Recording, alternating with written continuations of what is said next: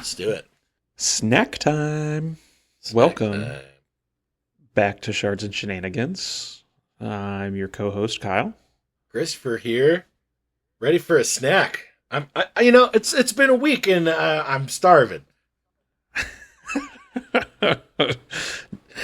not as hungry as a ska plantation worker, but No, I don't definitely think some so. hunger going on. Yeah, I don't think so. Yeah, good Um, call out. Good call out. so we're jumping into chapter 17. We're also going to cover 18 in this episode, so don't fret. But let's go ahead and hit the snack. Smaller snack here, definitely 100% on the Lord Ruler train still.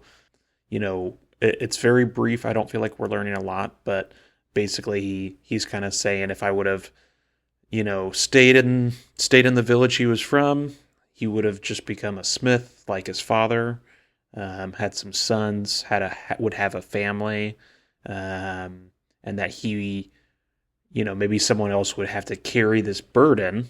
Hmm. And he's definitely got some like self doubt. Maybe someone else could do it better than him. Someone else deserved to be a hero. So he's thinking of himself as this hero, as someone who, doing something for the greater good. But he has these doubts, and I guess we are learning some stuff about, if he wrote this or has these thoughts.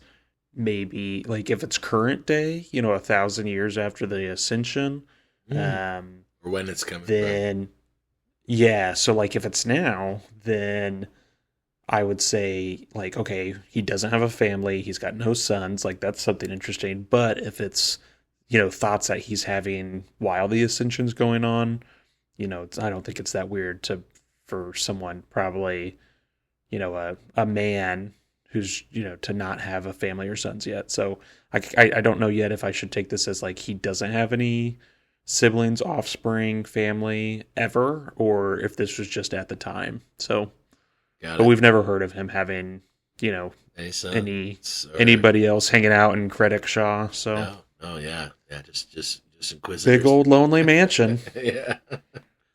29 bathrooms, just one Yeah. guy. Just one guy. One guy by myself. Yeah. So we're yeah, snack time's over. Poor guy. I don't like him. All right. Yeah. Snack time. Snack time's over.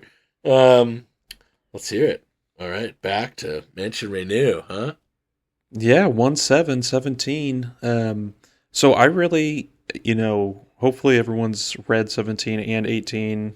If you're gonna listen to us talk about 17 and then pause and then read 18, um, once you're done with 18, whenever that happens, you're gonna realize that that's the much better chapter, and it's the one I'm really excited to talk about. So if I breeze through 17, no pun intended, uh, um, Reason I through. apologize, but I'll definitely hit the highlights here, and then I'm just super jazzed to talk about 18. So, Yeah, man. um, I like it. I but like yeah, it. Way to hit him with some so emotional allomancy. yeah, Hit yeah. him with some brass. Uh, if only I could. So we'd have more listeners for sure if I Oh could. yeah. Anyway, so Brass on the radio. Let's go. yeah. So we're looking at 17. Vin, if we remember from previous chapters, um, she's just getting back to Felice to Mansion Renault. She had just finished talking to Sazed when she had arrived. He was transcribing and translating the book that she had found. Yeah. And so now we discover it's been 4 weeks. About 4 weeks since she was basically saved and brought here, and so she's done 4 weeks of healing. Um, and the opening scene here, she's on the balcony with Lord Renault, and she's looking over the garden, and still no green. All these kind of colors of red and orange and yellow, very autumny colors, which um, I think that probably lines up with the timeline if I remember correctly. I feel like we have talked about how they were going to be getting into winter and they wanted to have everything done within a year. And so I don't know that wouldn't be like off maybe for an autumn season, but also, if this is a barren landscape, ash-filled skies, we're not even going to see those greens anyway. So maybe red, orange, and yellow are the only colors that we're seeing. Interesting. I hear you say that. Yeah, thanks, buddy. And so she's Vin's really we're seeing here that she is just extremely bored. She's healing up. She's not really allowed to do much. Sazed's kind of been busy. He's not. I mean, he's giving her some lessons. It sounds like, but most of his time is poring over the pages in that book and kind of trying to figure out what's going on there. And she does make a fun comment. She kind of uses a phrase here that I'm not sure what she's relating it to, but she's saying that he's found some new lore, and that to a keeper that's probably as intoxicating as street spice. Street spice, is that no, I love this. I love that you bring it out, because to me, it's if I could just go off a little bit on what I love about Sanderson, is that's him doing a little chunk of world building in such a great way, where it's what is this street spice, and kind of, is that going to be a thing? What is it, a drug? And it creates this whole backstory of kind of redefining Vin's street upbringing. She knows what street spice is, even though she's just a kid, right? She's not, she doesn't have the wool over her eyes or rose tinted glasses by any means, or ash tinted. But yeah, anyways, I love it. Because he really likes to play with words, I find, and create his own lingos and slang, and that's one of the things I enjoy the most about his writings. Nice. Yeah, I definitely, I think it could be obviously a handful of things. I'm thinking, maybe a drug, maybe street spice, could be, walking down the street and having the intoxicating smells of the market, literal street spice. Yeah, right. I don't know. Spicy meats luring you to the vendor to buy a hot dog. Mistborn hot dog. I guess not. Probably not meat in the Scott district. Probably potato. But that potato and smush and soup. It's probably warm. That's probably the best. Yeah, that's true. Probably the best part. Yeah. But getting back to it, Vin, she is, basically having this I don't even know what word I want to use, basic conversation with Lord Renner. He's still kind of playing this part of almost he really believes that he is her uncle, and he's they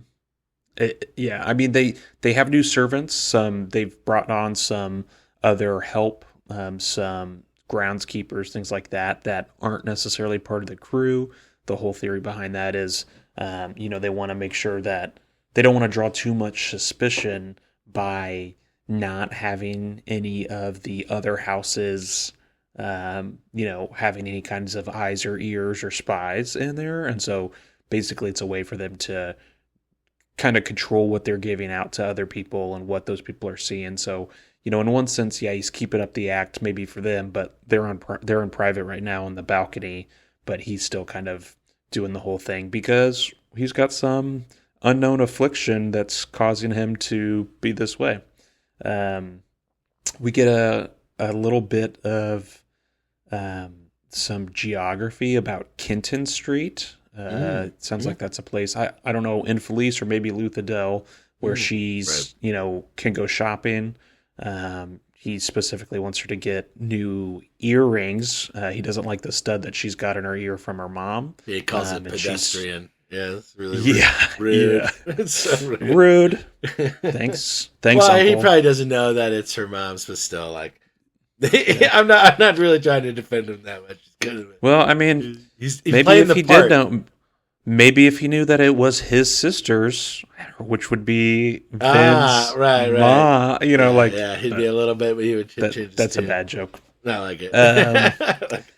So it really Jumps out pretty quick and says, "No, I'm keeping it." And he kind of frowns, but um,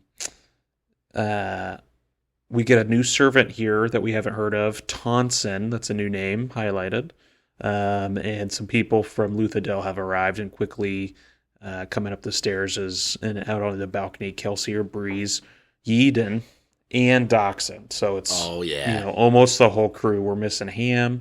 We're missing Marsh. We're missing Clubs. Yeah. I think other than that, that's pretty much of our main kind of the major players.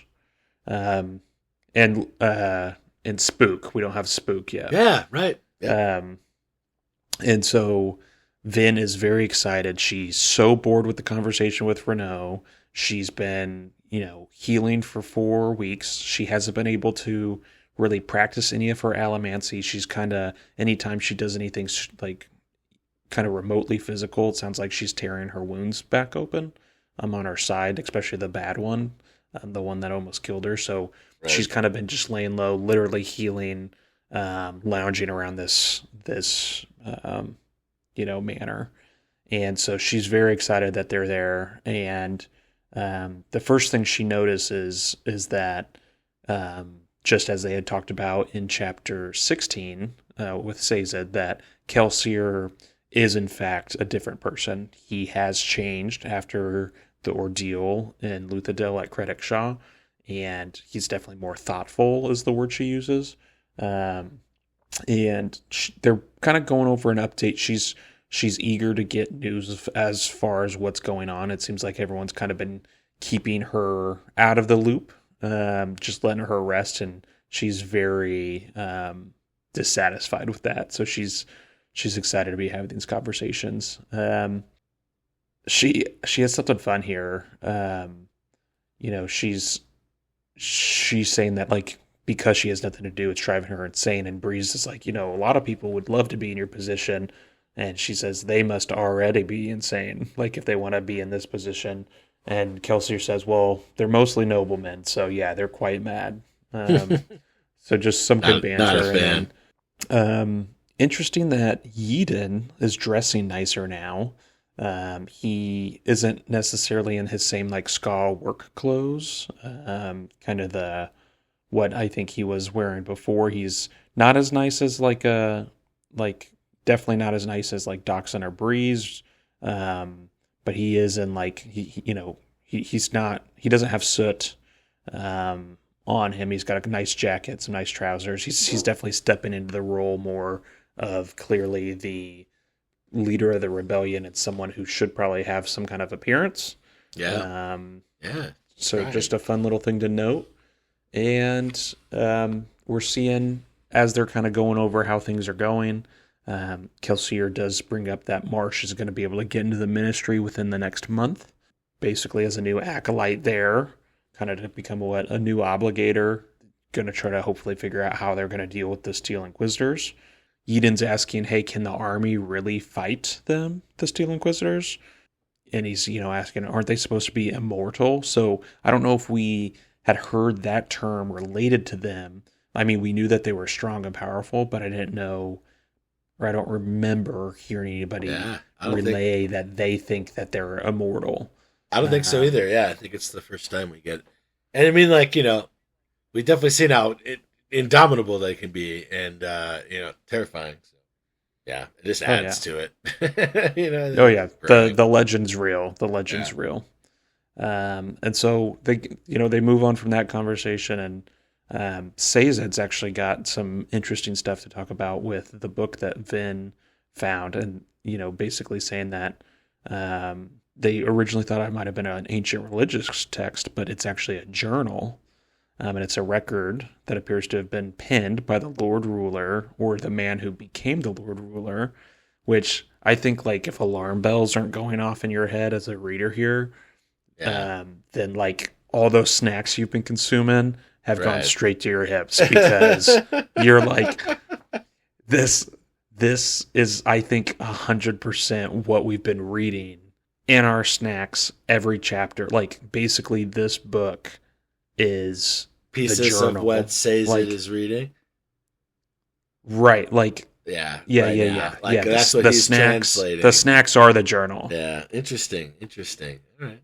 I mean, like that. It all I like like it. No, I coalesced. think it's a great idea. Yeah, definitely. Because it definitely seems like it when he just describes it. It's mundane in nature. He talks about the Pac-Men. For me, the Pac-Men, Oh yeah, I'm like, are yeah, you kidding me? Like, yeah, yeah. okay. It's right there. Yeah, I love it, It's all man. right I there. love it. He describes that, thoughts. it tells of his life 1,000 years ago before his final battle at the Well of Ascension, Right. which I don't know. Have we heard the term Well of Ascension before? I don't know if that we have, and that it's a place. I don't think we have. I don't think we've heard about that. Yeah, I like that. Great call out. There's a couple great call outs here. This is good.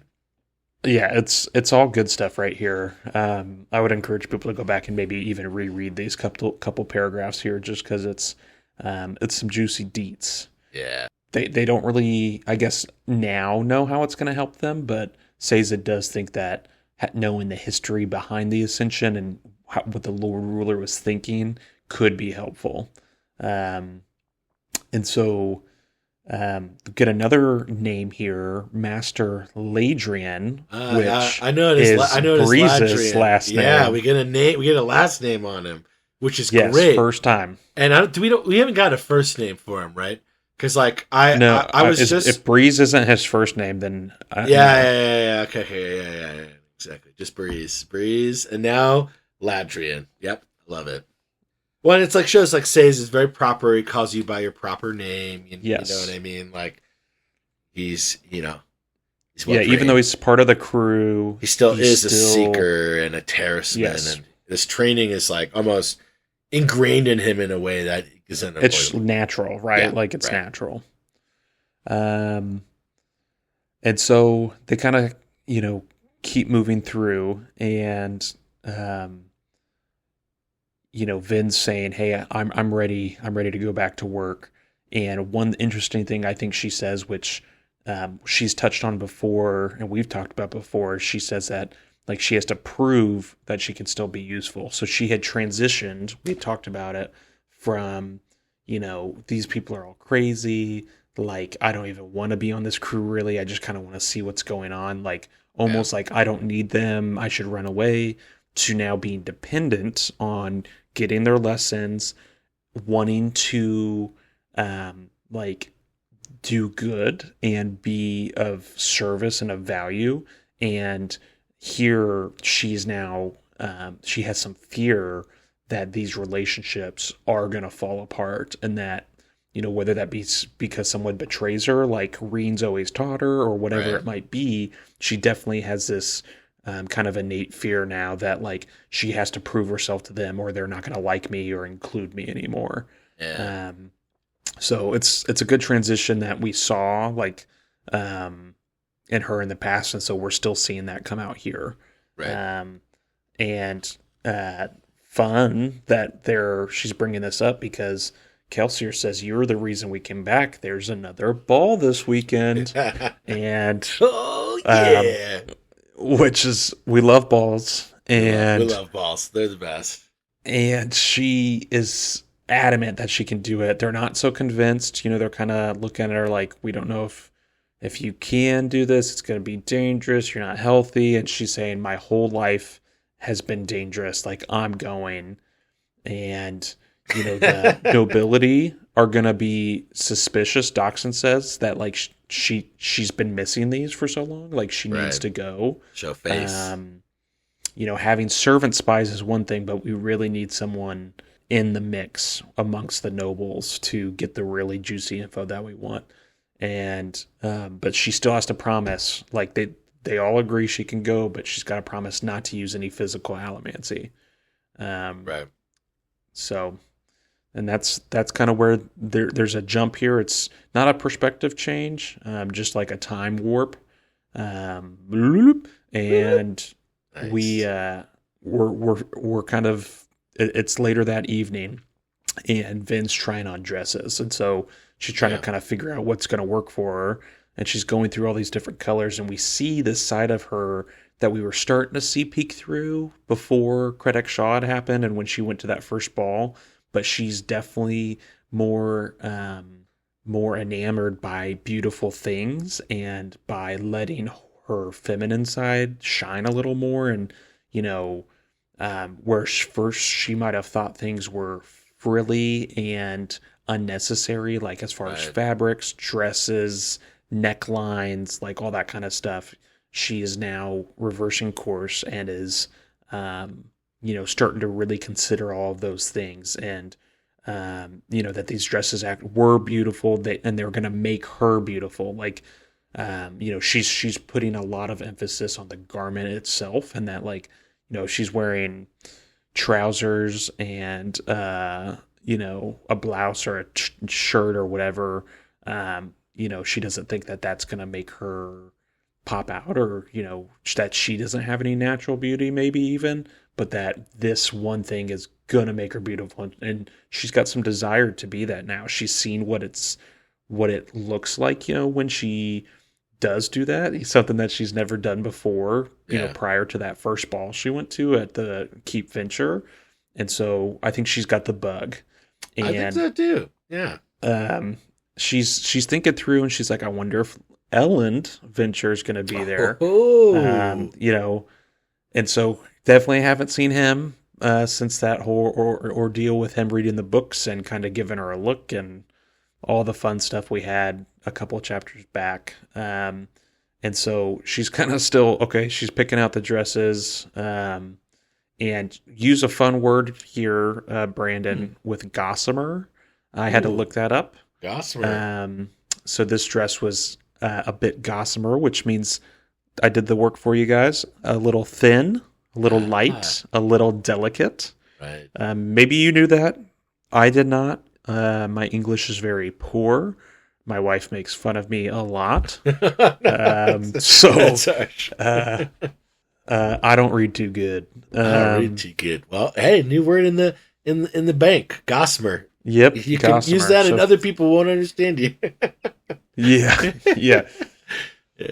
Thanks, Brandon. Gotta stop eating all these snacks. I could be a little more gossamer. You know what I mean? It's a piece of celery for you. Brandon's like, we got snacks of all kinds here. Yep. Yeah, this one's a healthy snack. Healthy snack. Yeah. She's going through it still, figuring out what she's going to wear, and she's excited not only to be wearing something, but she's even looking forward to being around these people again. I think a little bit of it is just getting back to work. She's been so bored, but she really found the ball and the entire kind of nightlife experience with people her own age alluring. Yeah. Her whole life has been on the run, in the gutters, layer to layer to layer, like stealing from people. Like, she's never really lived a youthful, fun life. She's never had that opportunity as a ska. So I think she's seen the that these, not even just necessarily finer things, but like just going out and living your life and having fun and listening to music and being around people is something to be desired. And so that's something that she's looking forward to too. And her hair's grown over the last 4 weeks. It's even longer now, so she's probably looking a little more feminine than before. She's not as scrawny. She's clearly put on some, like, she just doesn't look as sick. She's put on some healthy weight, especially with them having her lay around and healing her up. I'm sure they're having her eat healthy meals, and she doesn't basically look scrawny or sickly. Yeah. And she has this fun thought as we're kind of wrapping up this kind of little section of how she's feeling and who she's turning into and what she wants out of all of this. And she's thinking, like, I'm becoming, and she's like, well, not a noble woman. Like, that's not right. She's not really an urchin anymore. And then she has the thought, Mistborn. Yeah. So that, I thought that was really cool. Yeah, I liked it. Very, very cool thought. And so she decides, oh yeah, for sure. Definitely getting comfortable with who she is and who she's probably meant to be, which is a Mistborn. Yeah. So she sees Kelsier. He's out on the balcony, and she goes out and talks to him. And he's asking her, like, does this ever look wrong to you? And she's like, wrong? What do you mean? He's like, the plants, the sun. And he's kind of on um, this thought process he's been on before about how, like, things should be different. Like, things are supposed to be green. He's said this before. The world shouldn't look this way. And she pulls out a piece of paper and hands it to her, the sheet of paper, and it's got like a picture, a faded picture, which I'm assuming they mean like a painting. I doubt there's cameras in this world. So I'm guessing that this is some kind of painting, but it's something that had thick stalk and its leaves, or it had leaves, and there were a strange collection of them at the top. And he's saying that Kelsier says it was a flower and that they used to grow on plants, and we're just getting more world building here, that like before the Ascension, things were pretty earthly, I should say. Like, as far as things are growing and the sun's out and there's blue sky, and he's showing her this, and she's never seen this before. And she's having, I think, kind of even trouble imagining what this would even be like. And Kelsier says that this specific piece of paper belonged to his wife, Mare. And then I think we jump into a really interesting conversation that Vin brings up with her. Kelsier is saying that Mare was fascinated by by the pre-Ascension times, which immediately jumped in my head to those of you who have watched Silo. This is not a spoiler, so don't freak out. Nice. But like, there's people in the Silo who are obsessed with what happened before the Silo, and so it just gave me those vibes when I heard that. And those people can become very fanatical. And she collected all kinds of things like that paper. And again, we're seeing here, Kelsier's bringing up that she was a Tenai, and she's the one that actually introduced Kelsier to Sazed in the first place. And this is when Vin says, like, well, why do you keep this picture? She's the one that betrayed you. After all she did to you, you still keep this. And this is where we start to get those details about, like, yes, he keeps it. He doesn't know why, but you don't just stop loving someone when they betray you. And that's what makes the betrayal hurt so much. He's saying that between being given the choice of loving her with all the betrayal and then never knowing her, he would choose the love again, because, he kind of phrases it as like a risk versus reward. And like, in this instance, he risked and he lost, but like, that risk was still worth it. He talks about specifically his friends and having trust, and like, he doesn't want to basically live in a world where he can't trust the people around him. And Vin immediately is like, that's foolish. Like, I don't agree with you. And Kelsier says, well, but is happiness foolish? And he jumps in and says, he doesn't actually know if Mare betrayed him. He says that she actually showed up to the pits after they were captured, a few weeks after he was sent there. And so he doesn't exactly know what happened during that time when they were away, and why she eventually got sent to the pits. And he thinks that the fact that she was sent to die means that maybe she didn't actually betray him. We get some really good tidbits now about the interaction of when they got caught, like when him and Mare got caught by the Lord Ruler, and the Lord Ruler, as they got caught, turned to Mare and thanked her.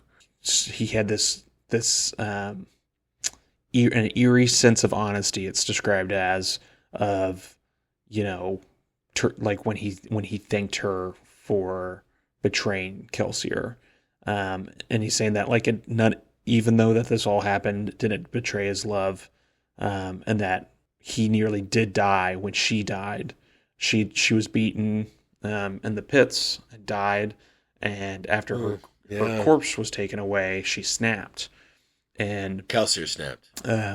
Yes. Yeah. Sorry. Thank you. Yeah. And this is when we kind of finally learn what snapping's all about. So it is an allomantic term, and it's about when your powers like finally come out, and that basically you have to have some kind of traumatic event in your life They're like for late. your powers to basically emerge. Right. Vin's like, well, what happened to me? I didn't necessarily have something like that happen. And he's like, you grew up in the streets, you've seen lots of horrible things. You just never know.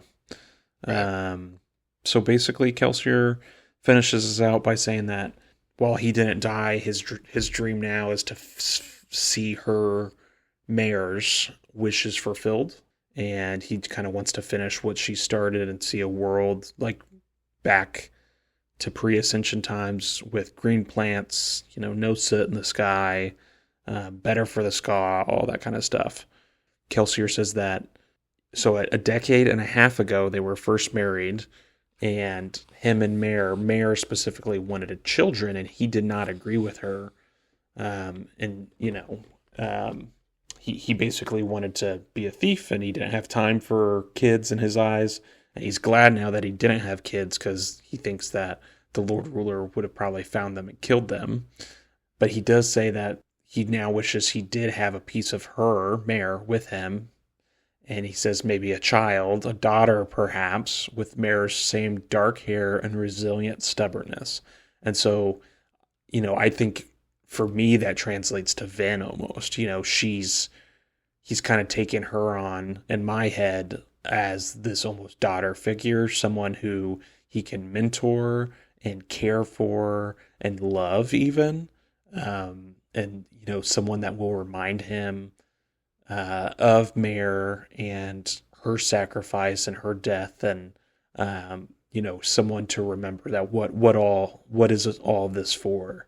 So I think that's really powerful stuff in his background that we kind of knew about, but we're seeing these lines start to be drawn between some of that stuff in his past and some of the affection and some of the ways he's treated Vin. Like he really had always from the outset when he first saw her and learned of her, like he really latched on. And I feel like things are starting to make sense as far as why he had such a strong affinity for her. Yeah, right. Yeah. And then, that really wraps it up. He tells Vin to be careful as she goes into, for the ball. And he says that he's glad that Vin joined them on this journey. And she says, to tell you the truth, I'd kind of like to see one of those flowers for myself. So she wants to see this through too. So very cool chapter, and that finishes out 17. I know. Pretty great chapter. I'd say I really just, to quickly go through what I loved about you reading it and your attention to detail. I loved your ideas about Sazed and picking up the stuff with the Pac-Man and the connections, I think, to the snacks that we've had. It's been really fun, and I really enjoy how close you're paying attention to that and relating to the story. I loved, calling out the name Ladrian. I think, that's really fun to see Breeze kind of get called out there. That was pretty sweet. As well as just all the growth with Vin and I think Kelsier. So great chapter. I think we're really moving through some steps to get to the next place, but it's efficient and it's enjoyable along the way. So I'm appreciating that. Nice, man. Thank you. Kind words. What'd you think? Ready for the next one? Yeah. Yeah, I'm really the next one rocks. So this one's so good. I'm super excited about that. Yeah. Double snack attack. Snack number 2. Hell yeah, brother. Double snack. So again, I didn't feel like I got a lot out of this. A lot of info. It's just a lot of uncertainty from who, again, I'm assuming is the Lord Ruler here. What if he had stayed behind in his hometown? what if basically during that time he was, I don't want to say clueless, but maybe that is the right word. He just didn't have clearly the understanding of what he understands now. And he assumed that he would lose himself in Clinium, which I think is the name. Is Clinium where he's? Terrace. Yeah, that's right. It's the name of a place in Terrace. Okay.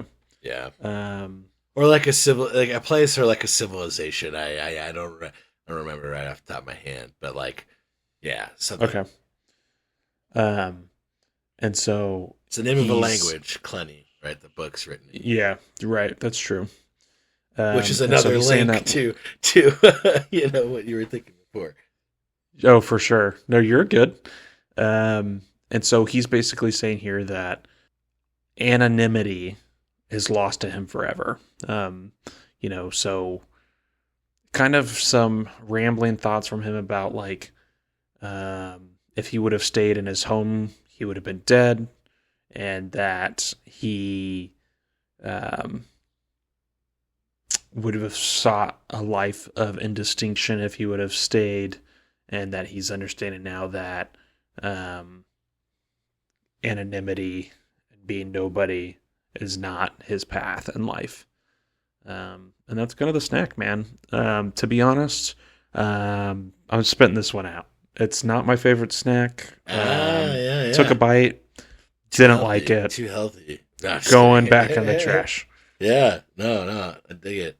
Yeah, no, for me, but maybe you've got, tell me your insights on it, because maybe you'll change my mind. Maybe you'll flavor it up, season it a bit for me. Yeah, no, for me, the way I was seeing it is just like the author of the snack is kind of just looking at, and I think they're expressing to the page, if there's really a reader in mind, I'm not sure, but I feel like it's expressing this distinction that, like, if I'd stayed in my small world and I only like focused on, you know, lost myself in the small world around me, I'd lose sight of the bigger picture, right? And like the greater meaning. And then, you know, the sense of magnanimity where, like, you know, my opinions should be focused on the greater matters and kind of devaluing the little pieces of existence, right?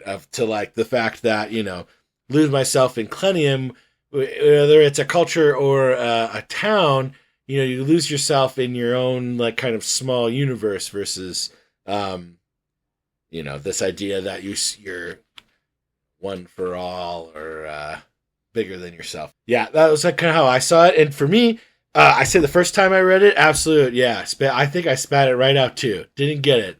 I was like, I wasn't onto what you were onto though. But I think at the same time, it was just like, this isn't really not as juicy as some other snacks. Anyways. Yeah. Okay. Good thing we got a good meal to sate our appetite, because 18's a ride. It's a big one. It is a ride. So we'll preface this. 18's a long chapter. There's a lot to cover. We are, after we cut out the interlude that we took, you know, we're probably going to be like probably 40 minutes in at this point or so. I hope we leave this interlude. It's a good one. Okay. Well, all that to say that this is going long. And so strap in. If you need to take a break, pause us. You can always come back. Be here when you press play. Yep. All right. So then we're back to her at the start of 18, chapter 18. And she has decided to wear the red dress to the ball today. She is excited, and she's stepping out of the carriage, and they are at Keep Alariel. If you go back to chapter 19, or I'm sorry, chapter 9, not 19. Haven't even read 19. Chapter 9 is when we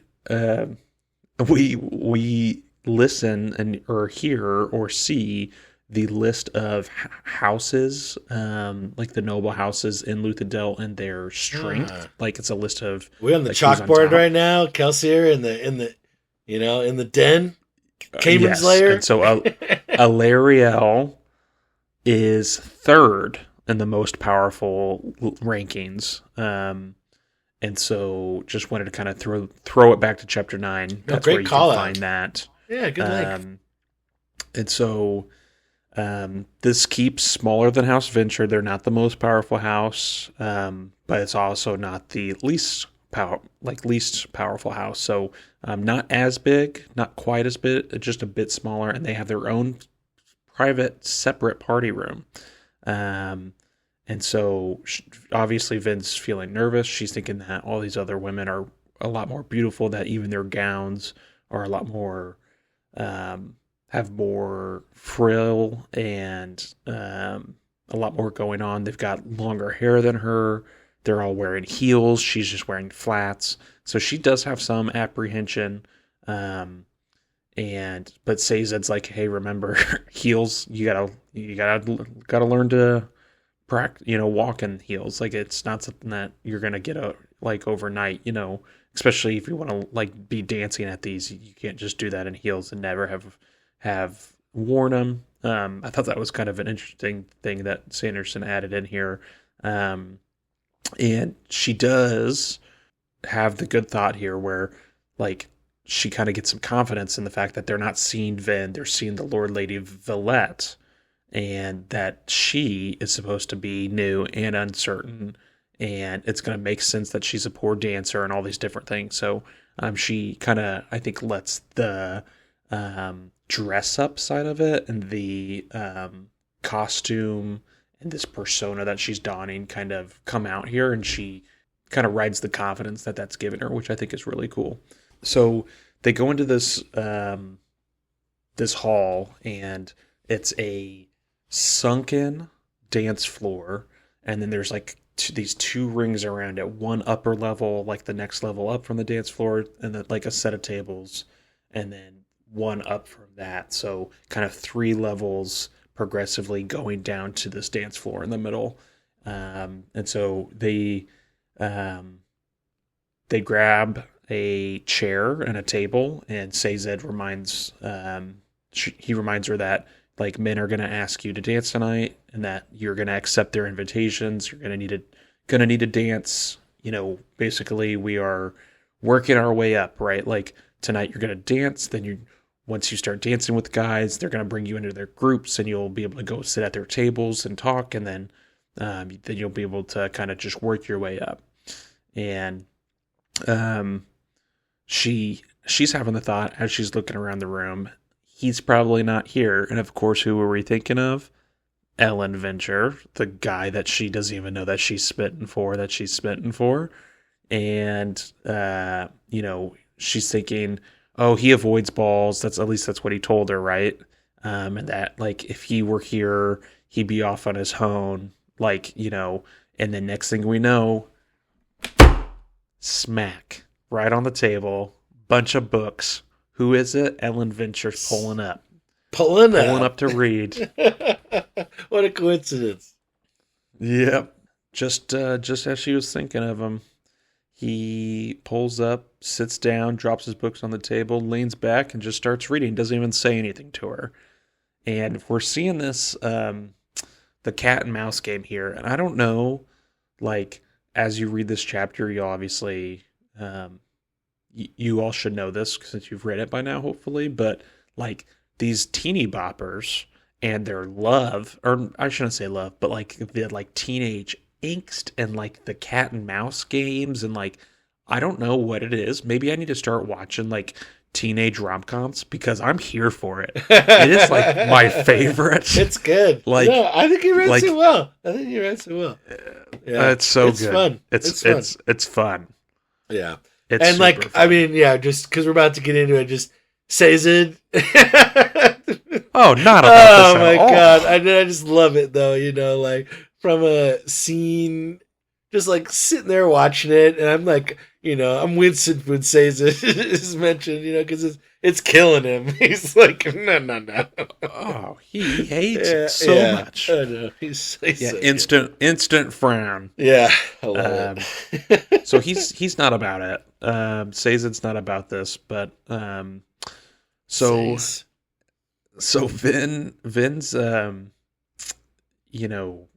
she's obviously takes Elend in, his garments, everything that's going on with him, and she kind of waits patiently for him to acknowledge her, but he's just reading. Yeah. And so this is the start of these cat and mouse games of, who's going to talk first, who's going to say what. And she finally says, like, I don't remember giving you permission to sit here. And he's like, yeah, you've got a big table. Like, we can both fit. And, it's just quite fun. And Sazed grabs the books and sets them on the floor, which is, kind of proactive on his part. Yeah, kind of counteracting Ellen in a way, Yeah, it. Oh yeah, just a little bit. And a little defiant. He actually, and it's very interesting here how he kind of flips his script. So he says, like, see now, like, I don't use Terrashman's servant. They're insufferably efficient. Yeah. And Vin jumps in and defends him more. I mean, obviously the guy saved her life. He's like this mentor, that someone who's been a teacher. Like, she is very much on team says. Like, for sure. Someone she really respects. She rips into him. Like, he's a good friend and a better man than you will ever be.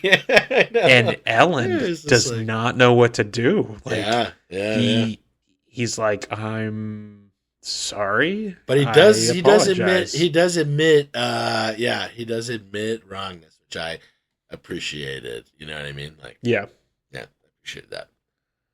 Oh, for sure. So it's cool to see like his opinion about Terrashman, and then see her defense, and then his, like you're saying, he comes around and like at least owns up to what he said. But he does just kind of goes right back to reading. And they kind of go back and forth with this cat and mouse game for a bit. And Elend eventually says, "Hey, that's a stunning dress. It's almost as beautiful as you are." Whoa! And he's smiling mischievously at her.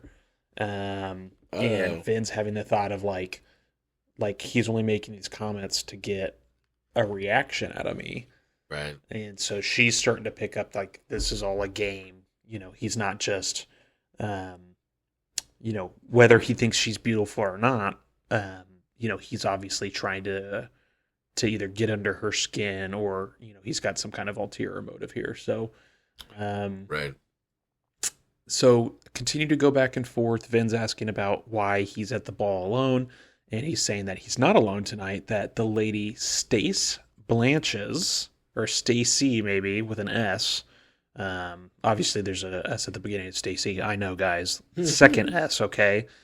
And that she's in a green dress across from them on a lower tier. And Vin glances down and sees this woman, gorgeous blonde woman, and she's kind of covering a scowl as she looks up at Vin's table. And so he's supposed to be here with this girl. What? And Ellen's like, yeah, I probably should be down there, but, and I really love this. He's like, the truth is, I'm not a gentleman. like he just owns up to exactly who he is, which I kind of actually like a lot. Yeah. I was laughing through this entire section. I was really got some good belly laughs. I was enjoying it. That's right. And then we get a little world building for his family and how the ventures are, that he doesn't even know who he's bringing to these balls until he gets into the carriage. Like, it's like his family's basically just setting it all up. Yeah. Right. Yeah. For all of my Indian matchmaking friends out there, Seema Auntie is got a lot to do with him right now. Yeah, like Seema Auntie. And so he then again says, my behavior is nonetheless deplorable. So just kind of owning up to exactly who he is and kind of just putting it all out there. And then he just like abruptly gets up and goes and gets a drink. And Sazed jumps in here and he's like, this is not good. Like he jumps in and says that, Venture's using her, that he doesn't like you, Vin. Like, he's just using you. He does things like this. This is why people don't like him. And He knows that it's going to annoy his family that he's sitting with someone of her rank, right? This lower noble woman. First time at court. Like, they obviously want him to be with another powerful house. They want allegiances. They want alliances. And he's fucking it all up. And so Sazed brings all this up to her, and that, he's just trying to basically get on his father's nerves, and that's what he's always trying to do. He's just a fuck boy. Yeah. Oh, that's a great definition. And maybe not. I don't know. Maybe we're too old to know exactly what. I don't really know what that word means. I just heard it. Yeah. Okay. Cool. Heard the kids say it. Yeah. We'll ask our other mutual sister-in-law, the youngest one. She knows. We'll ask her what. Yeah. She definitely knows what fuckboy means. So, Vin's kind of hits into what Sazed is saying, thinking that he's probably right. And, her meal comes, she begins eating, Ellen returns, he sips his drink, he's reading, and she's not really saying much, and he's not saying much, and she's kind of peeking over at him, and she's kind of been angry with him kind of throughout this interaction, right? He's been very stubborn and kind of rude, and that starts to fade. And she's starting to think, like, could this guy really be, like, as twisted as Sazed says? Like, is he really manipulating her? And then Reen's popping back into her head about, everyone's going to betray you. But she's thinking that Ellen feels genuine. And he's, like, a real person. He's not faking it. He's not, it's not like some of these other people at the ball who are, putting on a front and trying to appear powerful, that he's just being who he is. And she clearly likes it and respects it. Basically, Vin kind of holds out here for him to say something now. They've been sitting for a while as she's been eating dinner, and he kind of finally asks, like, what are you doing here in Luthadel? And, she's coming up with, she's working her magic here and using her lessons to say, it's the center of everything. And he asks, how long did it take to get here? And she's using her lessons and, saying almost 2 months by canal. Right. And Ellen's saying, oh yeah. And Ellen is saying, a good bit of world building for us here too, that it can take half a year to travel from one end of the empire to the other. And that he's got these ideas of, like, we all ignore what's out there to just focus on this one tiny congested center portion, the central dominus. And there's all this other stuff out there, like exotic places in the empire. I think it's interesting to start to see his mindset. And as this chapter goes on, we start to see that he's got some maybe not so traditional thoughts that not most or all of the nobles that are here, I think, are going to be having. And this is just like the first taste of that. And as he kind of pushes this and pushes these thoughts out, he continues and starts to engage Vin in that conversation by saying, like, asking her about ska and the plant, specifically plantation ska, because she's coming from a rural area and plantation. And, like, did you see them? Did you talk to them? Did you interact with them? And he's talking about how ska interests him. And it's just very, again, I just don't think it's something that we would see in other people his age or even nobility taking any kind of interest in this other part of the world, right? Like the ska or anything that's even just happening outside of their bubble. And so right. he's got some big ideas. And I think he's teasing out and trying to see if Vin has some of these same ideas, what her thoughts are. Like, is she going to be just like everybody else? Just like a, quote unquote, like regular noble woman, toe the line noble person, right? Right. And I feel like he's been testing her this whole time. You know what I mean? Yeah. Like each thing he's saying is like a different kind of test. Like in the beginning, talking down to the terracemen, and then like telling her that she's beautiful and like getting that reaction, and then now like kind of testing like what are her stances on ska. I think he's really definitely probing for some information, and I think it says a lot, like you said, about his character. Well, and he continues with the ska line of questioning about like, do they talk to each other? Do they sound like ordinary people? And Vin's like, well, of course, like what else do they sound like? And he says, well, what the ministry teaches us. And she didn't know that. Like she doesn't know what the ministry teaches, but doesn't think it's going to be good.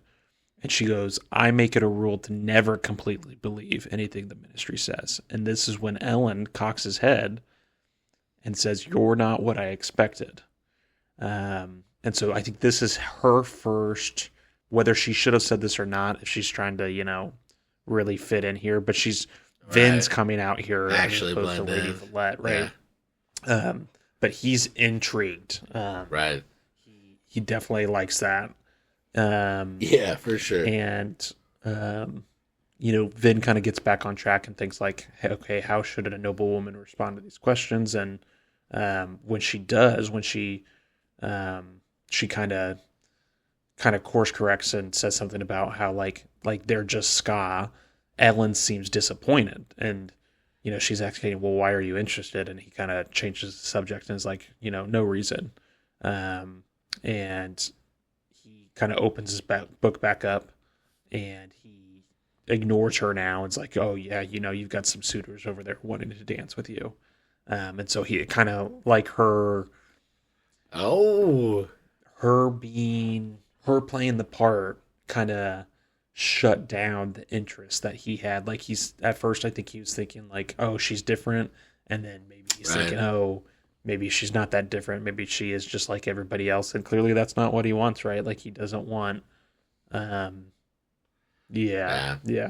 more interesting. He wants something different. And so he's disappointed here. Sazed says that like while she's been talking with Lord Venture that quite a few lads have been interested and they're kind of hovering, and that he thinks that Lord Venture's presence intimidates them. And Ellen says like, they should know that I'm not intimidated at all. She kind of looks over at the men and kind of makes eye contact because she's like, you know what? Almost in my opinion, she's kind of thinking like, well, if he's not going to talk to me, and if he's not going to ask me to dance, and if he's not going to whatever, and he's just going to ignore me, I will dance with other guys. Almost in like oh, you don't want any of this? I'll go do it with that. How's that going to make you feel? Like, very like again, teeny bopper, like, I don't know. It's like I said, I don't know why I'm enjoying it, but I just enjoy it. Yeah, the young rom-com. I think it's good. I think it's well written. And they're living these kind of like over imagined lives, kind of like the HBO shows and stuff like that are like bigger than life, right? Not the real people's existence around. Yeah. So yeah, she jumps in with a guy that comes over, another new name here, Lord Melland Lies, not on the list of powerful houses. Ask her to dance. Yeah. And chapter 9, if you need to go look, he is not on there. Not on the list. She says she'd love to go dance, and she notices. Is it here? I don't think so. Maybe it's not here. Okay. Ignore that. We'll come back to it. Yeah, he's he's a younger guy, and they're dancing. And she discovers that he is just as nervous, if not more, than her. And so I think part of it is just to show that, like, people are obviously just nervous in nature, especially kids. Like, these are all literal children. Like, they... Like, just because someone's been doing it longer than her doesn't mean that they're better or that they're not as nervous. Like, it's just like anytime you would, like, at the high school dance or at the middle school dance, like, going and trying to ask a girl to dance was, like, the most nerve-wracking thing. Like, and it doesn't matter how many times you've done it.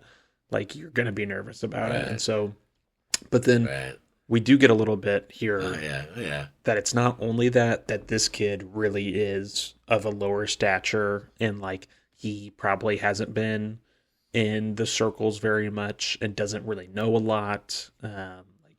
kind of newer to the scene, almost kind of like Vin. So she's a little frustrated and annoyed about that. But she starts to use some, like she really jumps into the, not just the character of Lady Valette, but the mission of Lady Valette. And this is when she starts to hammer in on the get information, like information gathering portion of this. And so she starts to ask, like, do you know, like, tell me about Elend? And, you know, he's like, well, I don't know. He's important, you know, more important than me.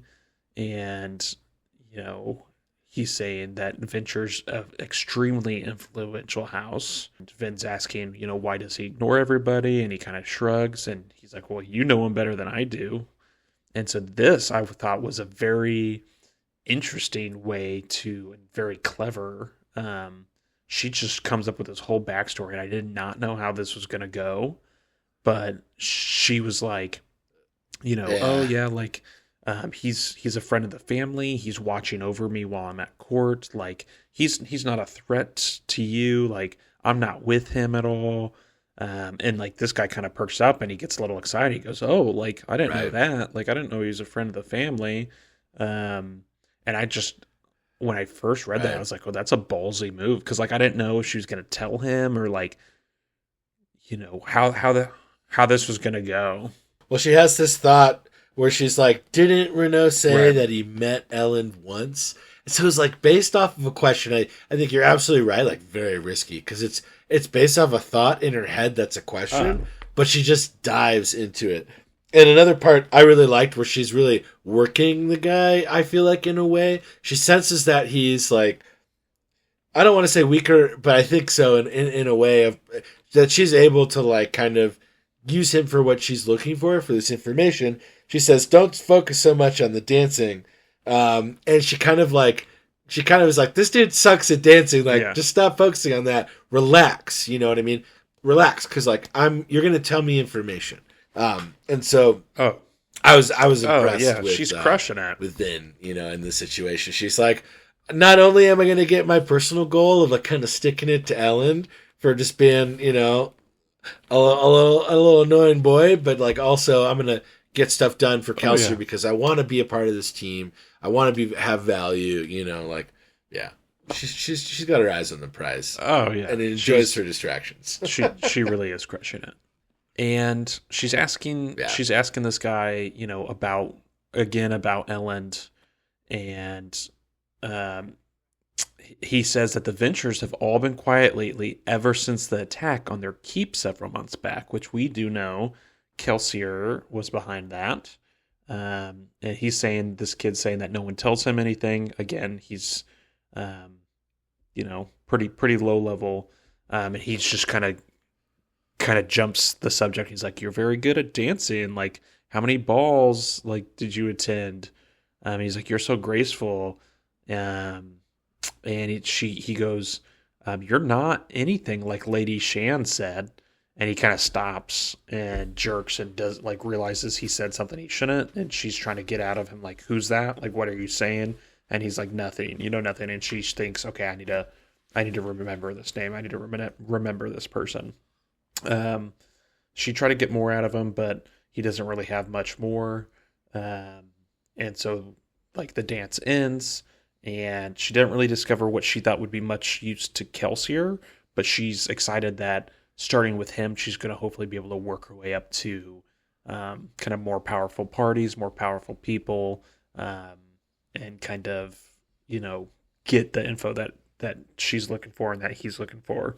And she's having the thought, I'm going to have to tend a lot more of these balls to kind of get where she wants to go to, you know? And then she also, with that, also has the thought of like, you know, but if she goes to more of these, it's fewer chances to be out in the mist, which is where, obviously, that's where her heart is right now. That's where she feels like she belongs. And, not that Sazed would let me go anyways, she says. Mistborn duties are off She's healing up. She's healing up. You know? She's whining. She's been complaining about it. And so Elend, he has now really made himself at home. He's taken all the candles from all the other tables, and has a bunch of his books spread across the table that she was sitting at, and has just kind of almost made it his own little private study. And he's making notations in a small little pocket-sized book that she notices. And he says that he sent Says to dinner, because she was just standing there basically watching Vin dance around. He says, she's kind of talking about dancing, and he's saying that, like, she's saying it was fun, and he's saying it wasn't very, like, I didn't think you were very good at it. And she said, well, I wasn't, but I practiced. But if you weren't sitting in the back of a dark room reading books, you could be a better dancer. And then he, very smooth here, is that a proposition? You ask it. It's unladylike to ask a man. She's just right into it. Like, I wouldn't want to take you away from your reading. The back and forth, the cat and mouse games that they're playing, it's really super evident here. She like judges the book. It's like all this like small writing. She's like, oh, for sure. And it definitely culminates here where she tells him all about what she told this kid, the Lord Liace kid. She tells him, like, oh yeah, I told him that you're just showing me the court and that you're kind of like an older brother. And he's like, older brother? And he's frowning. And she's like, oh yeah, much older. Like, you're like twice my age. And he's like, twice? I'm only 21. Like, what are you talking about? And she's like, I don't know. I'm not good at math. Yeah. Unless you're a very mature 10-year-old. He kind of insults her back. Like, you know what I mean? Yeah. They're snapping at each other. And, it's fun. She does ask him, like, hey, do you know who this lady Shan is that, she had heard about? And he goes, oh, Shan Alariel. Which, if you don't remember, people, Alariel, that's the keep we're at right now. Chapter 9. Go back to Chapter 9. It's all at Chapter 9, guys. Yeah, third most powerful house. Liaise says, you're not at all like Lady Shan said. That kid. So now she's going to figure it out. And Ellen says, oh, it's nobody. Like, whatever. Oh, she figures it out. And he's like, well, she's like, no, like, it's somebody. Like, and he's like, well, I'm kind of engaged to her. And she's like, what? I've got a fiance? Like, you have a fiance? What are you talking about? And she's thinking, like, great, and like, right then, one of Liace's friends, the group that he was standing around with, approaches her, asks to dance. She accepts. And as she walks out to the dance floor, she looked back at Ellen, and she caught him peeking over the book at her, and that he immediately, like, quickly twitched his eyes back down. Back to his books, back to his research. Right. And he goes, we haven't really done anything about the situation for a year or so, which is like, that's a really long time. Everyone's likely forgotten the matter by now, which is so crazy. Like a dick thing to say. Like, not a gentleman. He was honest, at least. Well, I'm assuming we'll get some background on that, but certainly wild. Yeah. Yeah, interesting take. Hot takes. All right. Little time warp here. To Finn goes. She's sitting down. She's super exhausted. She's wants to pull off her shoes. She's been dancing with lots of guys. She's been using a little of her allomancy here, specifically her copper, obviously, to mask things, and her pewter to kind of regain some strength and some stamina. Still using her pewter like pretty regularly. Yeah, which I think she's had that on a lot because she's been healing, and it's kind of probably dull the pain, right? Right. So she's kind of sitting there, and she picks up one of Ellen's books. She decides, maybe if they see me reading, they're not going to ask me to dance. She does want to find Ellen's small leather notebook, but she doesn't see it set around, so she picks up this big book, and she's thinking, like, she has these thoughts about paper specifically, which, again, world building, paper's super expensive, probably because there's no fucking trees, right? Like, that would be my guess, and so I guess there's usually the books have really tiny writing, so they can fit as many lines onto a page as possible. because it's so expensive, which I thought was, again, just a little neat world building tidbit that we're getting here. I like the attention to detail you have there with the paper too. That's good, I think. Thank you. And this book is called The Historical Practices of Imperial Political Rule. And she is not excited about it, but there's all kinds of different chapters like the 5th century governorship program and the rise of ska plantations. There's an excerpt from the book, which I won't read, but it definitely goes into kind of... it's called the current political structure. The current current political structure and ska, and the dominances, the 5 inner dominances, and obligator enforcement, and Vin, as she reads it, is thinking like, why would the Lord Ruler allow such an analytical discussion of his empire? Like, that's just not something that she thinks he would. Seems like a racy book, maybe. Yes. Yeah. Yes. Yeah. Okay. But then she gets kind of tired. Politics didn't pay heed to Vin's state of exhaustion. She's exhausted. Yep. She's had a big night dancing. There you go. And someone pops up, and it's another terraceman steward. And he's dressed like Sazed would be, overlapping V designs on the robes, very fond of jewelry. And he asks her name, or, hey, are you Lady Villette? And he says, my mistress, Lady Shan Alariel, requires your presence.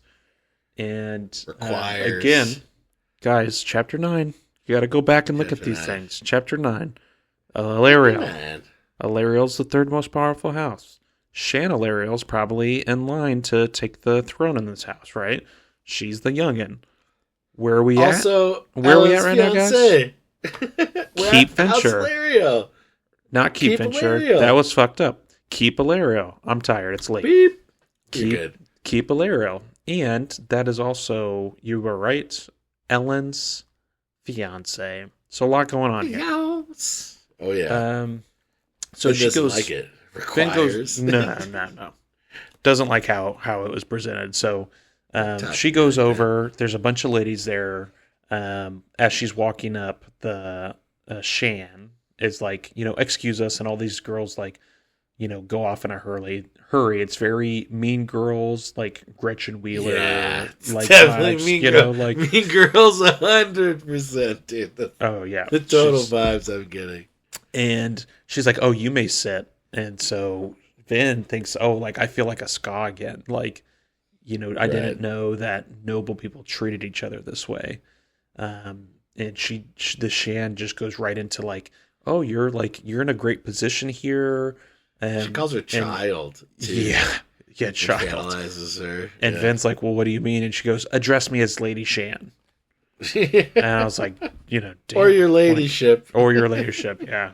So Vin's asking, hey, what do you mean your ladyship? And so she kind of just jumps into like, Lord Venture, he's decided to use you in his games, and that means you have the opportunity to be used by me as well, and someone of your low stature really has a chance to come up, and you have a good,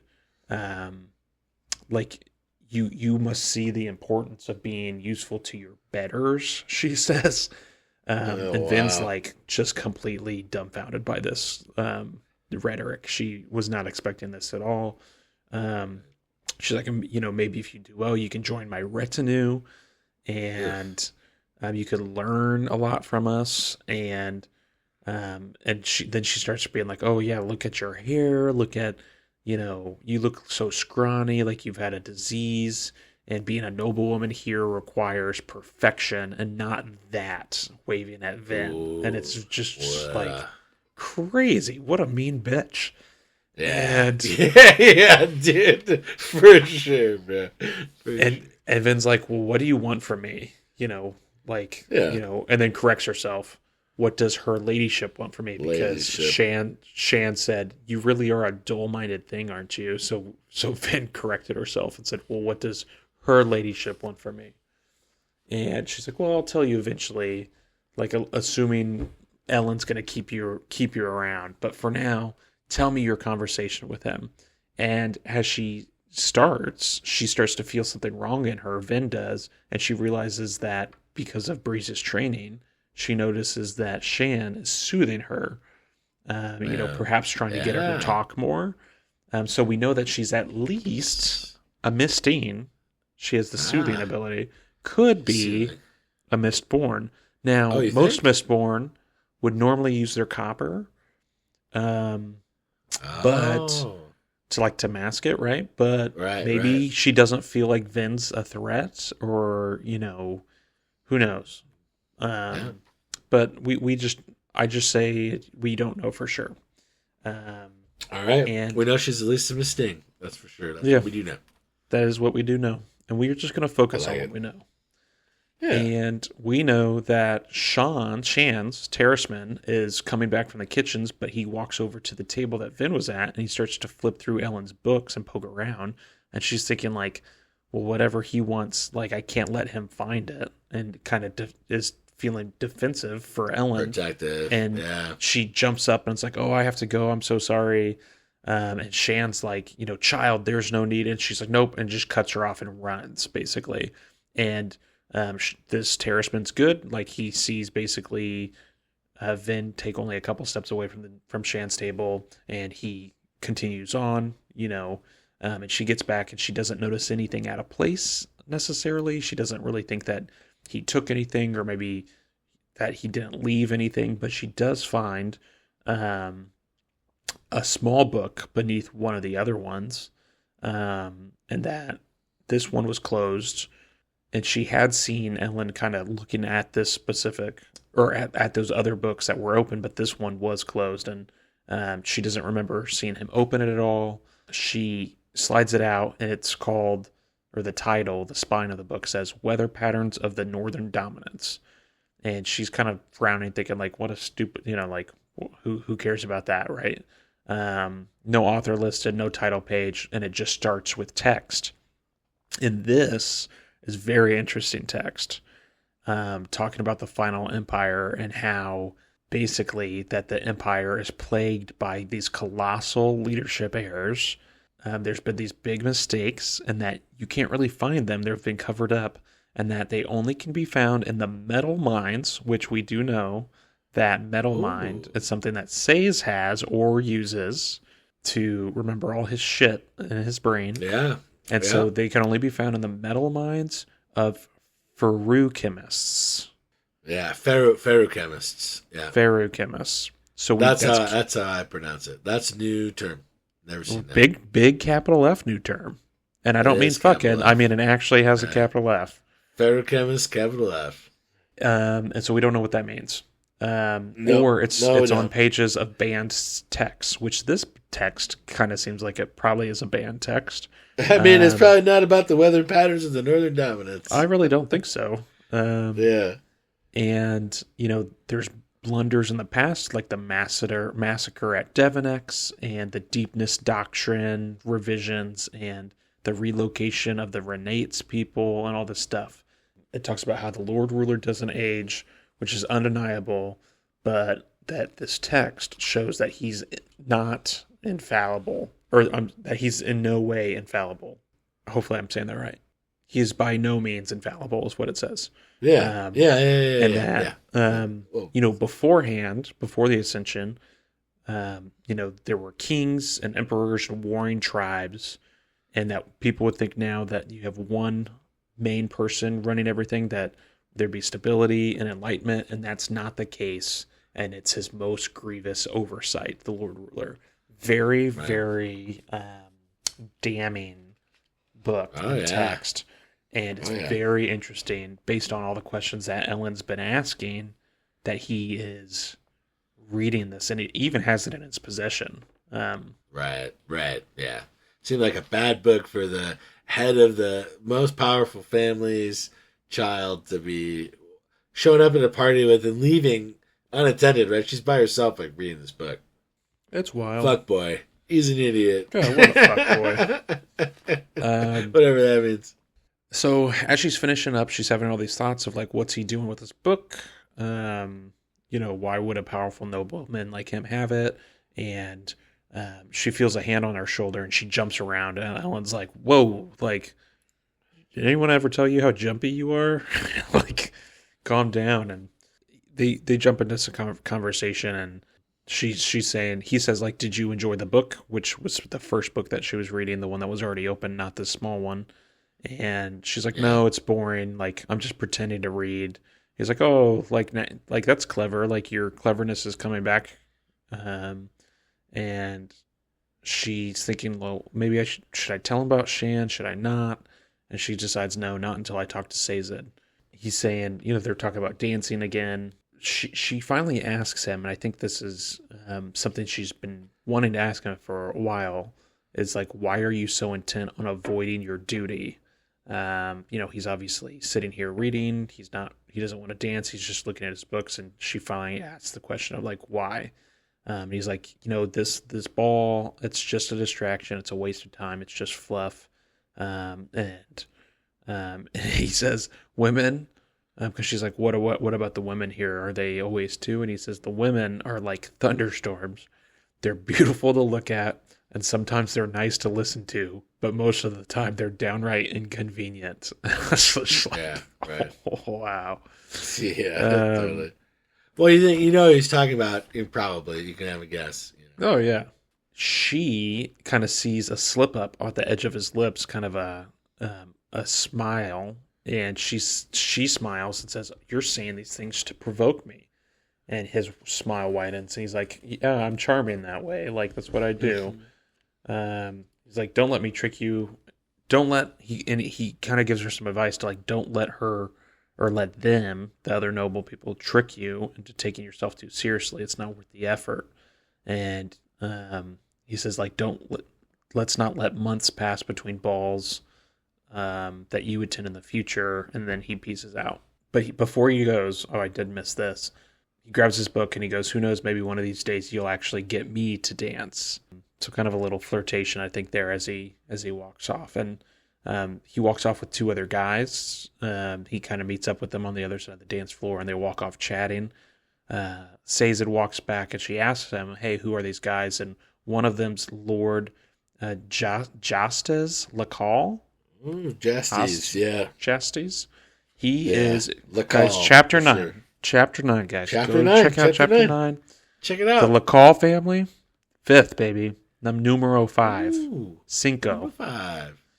And who's the other guy? His last name's Hastings. We don't know his first name, so he says, remember, Hastings, second most powerful family. Yeah, interesting. Again, what chapter, Christopher? Chapter 9. That's the one. Chapter 9. That's the one. They agree it's time to go, and Sazed's like, yep, let's go. They are walking out, and Vin's super tired, ready to go home. Just like me as I'm yawning. Sorry, everybody. Yeah, perfect timing. That was good. That was good timing. Character. It's real theatrics here, guys. We're really doing it. It's a full service. Yeah. So she sees outside a soldier dragging a small boy, a ska boy. Yeah. And she hears him saying that the kid tried to beg one of the noblemen while he's inside a carriage, and the soldiers pull this kid like back out into the mist and kind of like a little further down the courtyard, and then just slits his throat, and kind of in front of everybody. No one even's noticing, right? There's all these noble people standing on the steps waiting for the carriages to go home. They're all just talking, having a good time. They had heard the yelling and the commotion, just ignoring it. Vin's the only one watching. And watches him slit this boy's throat, and she's just like absolutely stunned. Like Sazed's trying to get her to get into the carriage because it's pulled up, and she's not even budging. She just can't even believe that they basically treated this kid like an animal, and probably even less than, because she says nobody would slaughter pigs in a courtyard like this. Right. And, so basically these ska are less than animals to the nobility. And I think it kind of puts into perspective. What's that? It's like insects. You kill a mosquito, Oh, yeah. It's just like you don't even think about it. And I think it puts into perspective for Vin she had gone into this evening excited to go to this ball and was excited to see the dresses and see the people and do the dancing. And I think it kind of comes back around for her and puts it all back to where she can kind of remember that, like, oh yeah, like these people are kind of fucked. Like while I might have had fun and it's like, we're having I had a nice night. It's just like, this is what we're here to do. This is what we need to stop. Like, this is the mission. And like, we can't let this kind of behavior just continue unchecked. Right. And so as the carriage is rolling away, she's thinking like, don't forget the ash because you see a little silk. That's how she like thinks about it and phrases it. Yeah. It's pretty and that these sad. Oh yeah, beautiful and sad. And she says that if people knew she was Ska, they would have slaughtered her just as easily as that poor boy. Yeah. Then she's in the carriage ride back to Felice, and it's the end of chapter 18. Yeah, one quick call out, just because we were right there. Houses Lacalle and Hastings are both political rivals of House Venture, which is said yes. Thank you. by Sazed as they're like kind of walking away. And noblemen often visit with each other in smaller after-ball parties, making alliances. Master Kelsier will wish to hear of this. I think it is time we retire. And like that was kind of like Sazed's like last piece of advice, but I thought that was a juicy one. Wanted to call it out in the chapter. I think it's a good one to. I appreciate it. I think that is a really good one. Who are these guys that Ellen's hanging out with, and like kind of we wonder why. So on our way to chapter 19, looking forward to it. Well, tell me, Kyle. I'd love to hear your thoughts. Chapter 18, Mistborn. We're in now. We're in it, dude. The teeny boppers are at it again, and I'm here for it. I'm here for the romance. I'm here for the cat and mouse games. I'm here for this clearly what's going to be troublesome in their future between Vin and Ellen as they have a blossoming relationship. Like, he's interested in her because she's different. She's interested in him because he's like the first boy she's ever talked to in a boy way, instead of like, don't hit me, like, which is sad. Yeah, right. Which is really sad. I agree. But yeah, I think like in a way, right, in a romantic way, like you're saying, right, like in that interest. And I think almost to the detriment of her mission, like to where she's like, she's like kind of, well, it's going to cause problems, but she's also kind of justifying it in her own way of like, oh, well, now, like I'm spinning Ellen into my story, right? And I'm like, now he's a part of the whole thing, right? She like creates this connection, as well as like, oh, well, if I like move around and I dance with these other guys and I learn more about Ellen, right? Like, she's not asking about their houses or even the House Solario, right? She's laser focused. So I think it's like almost to the detriment of her success for the whole mission, even though that's her number one drive still, is to be like valued and important for her crew. It's this new want, and I think it's like almost a little bit forbidden to her in a lot of ways through her upbringing and through her life experiences. So I was happy to see her get the opportunity to explore that, and I think it's fun, like you said. Yeah, I would venture to say that it is going to. Nice. I think their relationship's obviously going to continue, and it's going to cause probably major mayhem and concern and grief for probably House Venture and the family there, but also for the crew and everything they had going on. Like, it's gonna. Right. I think we're gonna see it on both sides of the fence here. Yeah, right. Yeah, nobody's gonna escape unscathed. And will young love prevail? Will young love prevail? Yes. Read and find out. I guess. I don't know. Read and find out. Oh, yes, exactly. Yeah. Find out next time on Shards and Shenanigans. Yeah. Chapter 19. Might be about that. Might not be. We got lots of characters. We got a lot going on. But we're going there. And I think that's just great.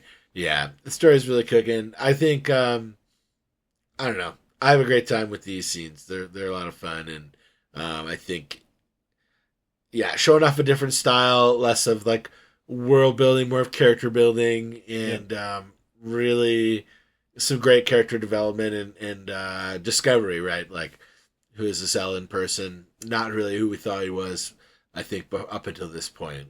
Some new information changes the picture, so it's cool. Yeah. Yeah. That's good stuff, man. So, yeah, I don't know. I mean, I'm super tired. We're doing this late. I don't know how many other thoughts I've got about this, but I don't know where the story's going. I think thoughts. That we're, I would imagine, I mean, we're getting closer. I mean, a whole month has passed between the last chapter and this chapter, so we're getting closer to the plan being in place. We've got another month until Marsh is going to get into the ministry, hopefully. Right. I still think that he's a sneaky little backstabbing brother, but I don't know that to be true.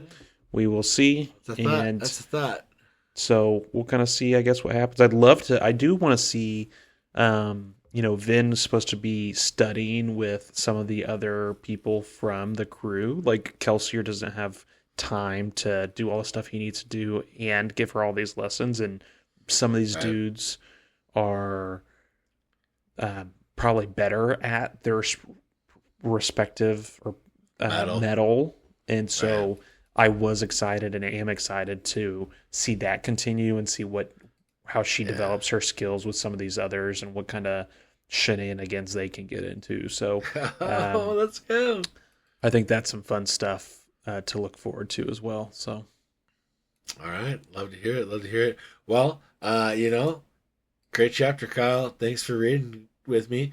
Huge shout out to all our sponsors that have joined us along the way. Our moms, our dads. Happy Father's Day. That was happy yesterday. Father's Day yesterday. Yeah, little now you guys can see what how ahead we are in reading based on that date. Do the math. We can do the math. We can pace them. Yeah, do the math. Figure it out. Take the little kernel, little popcorn. Go on that ride. Here's the snack for you. Here's the snack for you. Because everybody always asks me if I'm reading the next chapter. Like, we turn it around and immediately. That's amazing. Nope. Can't do it. Nope. Not quite. Well, thanks everyone. Thanks moms. Thanks dads. Thanks wives. Thanks wives. Thanks Sips. Thanks Partake Brewing. Thanks Stone Brewing. And thanks to you, our listeners. Yeah, we've got a few of you out there. We appreciate the few of you that are listening. If you are listening, please give us a rate or a thumbs up or a rating or whatever on your podcast provider of choice, Spotify, Apple Podcasts, YouTube, whatever you're listening to us on. Give us a comment, give us a like, rate us. Whatever you can do to just show the show some love. That helps us out. Maybe get some other people to help find us and kind of spread the love and kind of share those snacks. We want to share the snacks with the world. So absolutely. But we appreciate you guys listening and being along for the ride. And we're having a lot of fun doing this. And we're having a lot of fun doing it for you guys and for us. And we're all on this ride together. So thanks for being you guys and thanks for listening. Spotify, Apple Pie. Shards and Shenanigans out. Apple Pie, Shards and Shenanigans out. Bye-bye. Bye.